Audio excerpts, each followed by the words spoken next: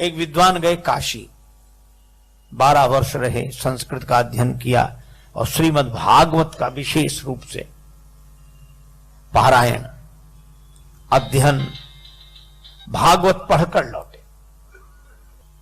काशी का संस्कार, इतने दिन से भक्ति भाव में डूबे रहे, भागवत का अध्ययन किया, भागवत लगाकर आए, ब्राह्मण देवता थे, भागवत का पारायण करेंगे, पाठ करेंगे, भागवत की कथा सुनाएंगे। सो रेलगाड़ी में बैठे इन्हीं भाव में चले आ रहे हैं और माला लिए हुए सीताराम सीताराम राम राम राम राम, मस्त मस्त। आगे एक स्टेशन पर रेलगाड़ी रुकी, उन्होंने सोचा कि थोड़ा फलाहार कर लिया जाए, कुछ ले लें। फल लेने के लिए नीचे उतरे, सो जैसे ही जेब में हाथ डाला, जेब पहले चलती ना जेब वाले बनियान, सो उन्होंने जेब में जो हाथ ऐसे डाला पैसे निकालने के लिए, हाथ डाला तो हाथ उस तरफ निकल गया।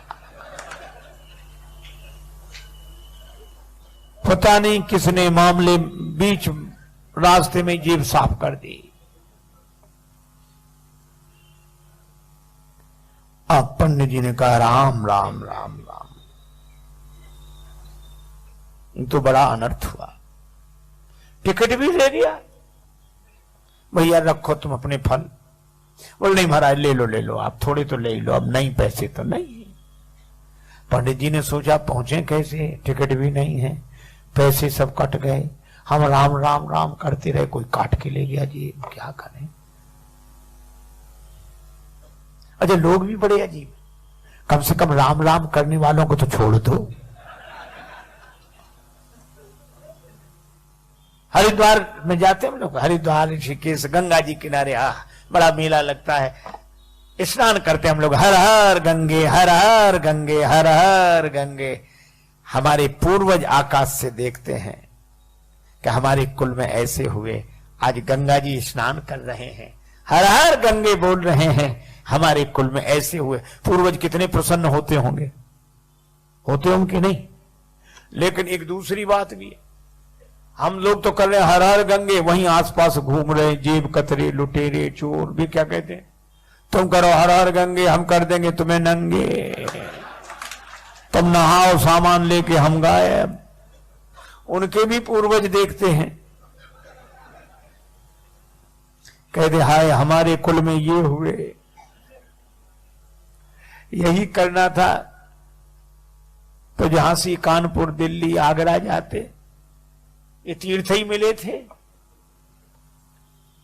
तो राम राम रटने वाले पंडित जी की जेब काट दी किसी ने रास्ते में, सब ले गया।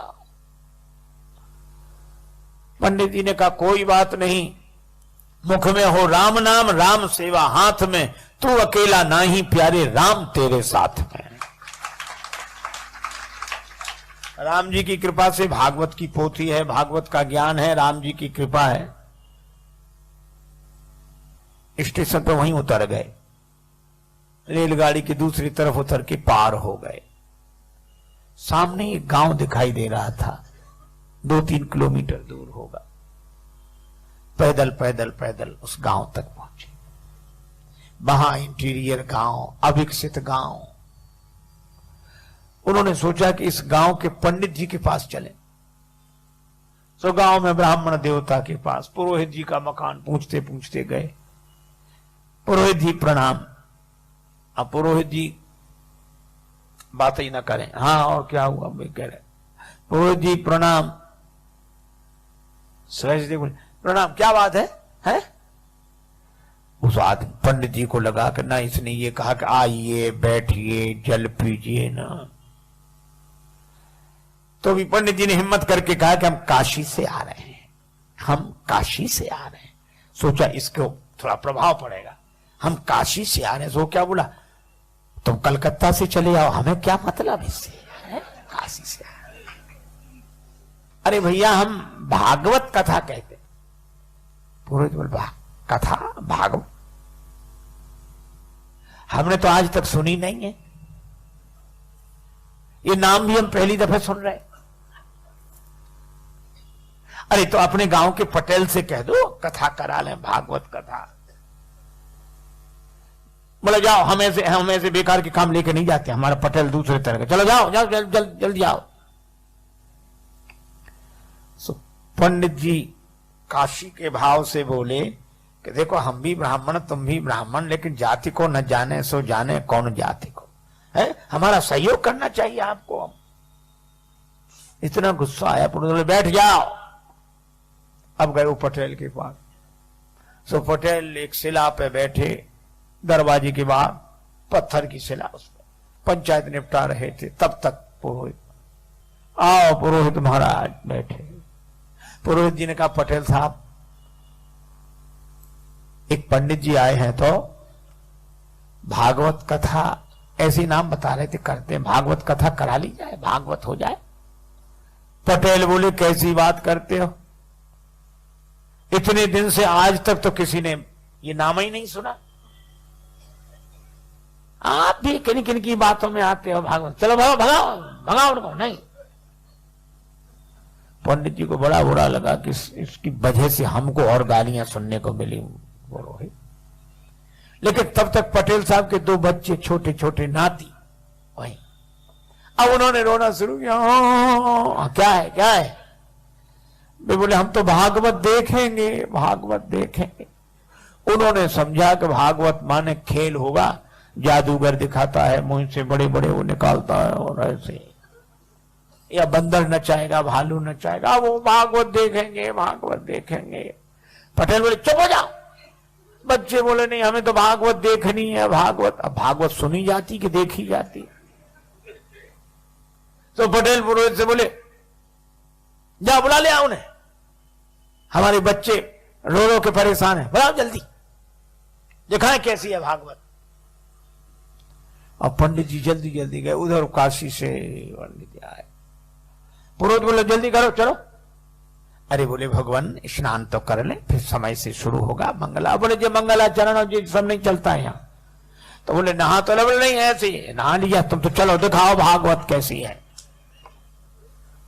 पंडित जी समझ गए सब मूर्ख ही है ये सब। उन्होंने जल लेकर आचमन किया, ओम अपवित्रो पवित्रो व सर्वावस्थागतो पिवा। अब पहुंचे, अपना कंबल भागवत की पोथी विराजमान। सोच रहे थे कि नहीं होगा तो आसन लगा देंगे, तिलक कर देंगे, इतना ही बहुत है, हम अपना कथा शुरू कर देंगे। पर जैसे ही पहुंचे जो देखा तो पटेल क्या बोला, इतनी देर लगाई जाती है तुम्हें, है? कब कब बुलाया, लड़कों के प्राण निकल रहे हैं, दिखाओ भागवत। पंडित जी ने सोचा लड़कों के प्राण, लड़के रो रहे हैं, भागवत देख रहे गए। पटेल बोले जल्दी दिखाओ भागवत। और पटेल ने उठे चले गए अंदर। सो पंडित जी ने उसी शिला पे कम्बल बिछाया, भागवत खोली। अब वो पटेल के पास जो 2 4 5 10 पहले से बैठे थे वो बैठे। कब चलो घर चलो, घर नहीं, भागवत तो देखो कैसी होती है। अब वो देखने के लिए बैठे। अब पंडित जी ने श्लोक शुरू किए, भागवत शुरू की। अब बच्चे भी सुने तो नहीं, ऐसे देखें कि अब निकलने वाला है इसमें से कुछ। अब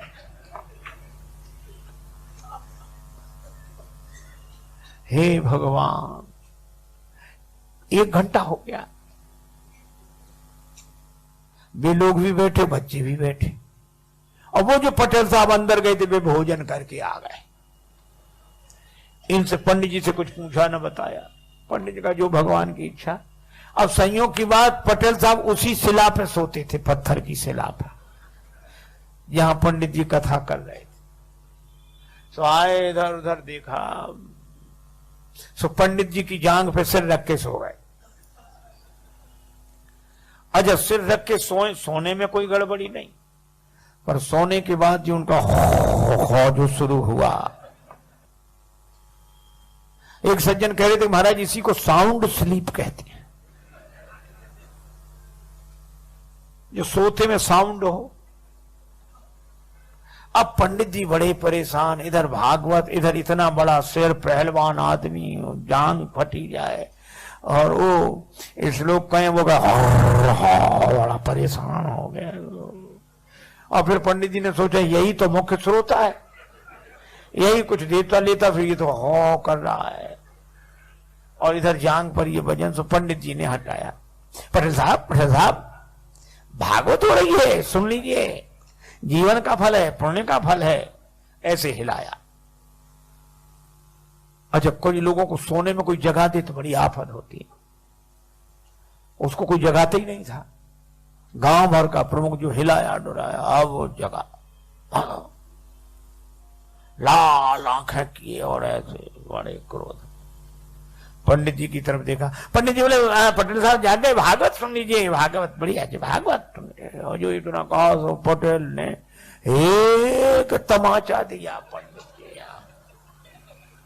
पंडित जी को बड़ा बुरा लगा कि धिक्कार है, अब चाहे मिले चुले कुछ नहीं, चाहे जो कुछ होए। तो पंडित जी ने चद्दर फेंका, लंगोट लगाए, साफ ही लगा, एक उन्होंने दिया पटेल में। अब दोनों गुत्थम गुत्था। तो जितने लोग वहां बैठे थे वो उनको अलग न करें, क्या बोले, हाँ भैया दूर हो जाओ, भागवत शुरू हुई।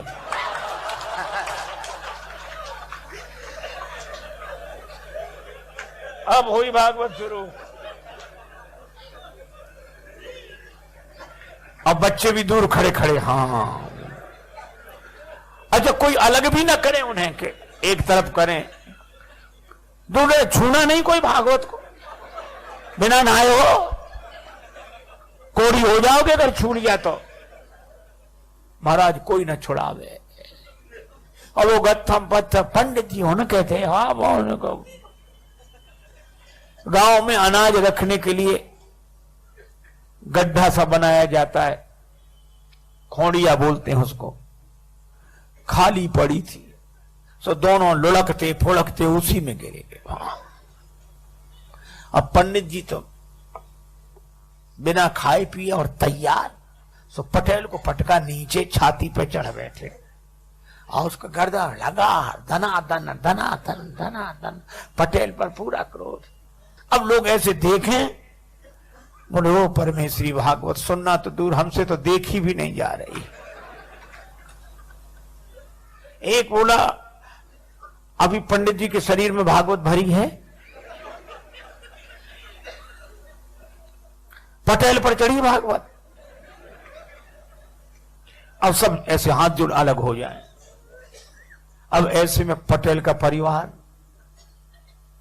पत्नी आई, हाथ जोड़ के बोली रोते हुए, भागवत महारानी मेरो भाग जिन फोर डारो, और मोह चाहे मारो मेरी लाज को रखैया दे। हे भागवत मैया, तुम्हें प्राण लेना है तो चाहे हमें मार डालो, पर हमारे पति को छोड़ दो। बहन बोली,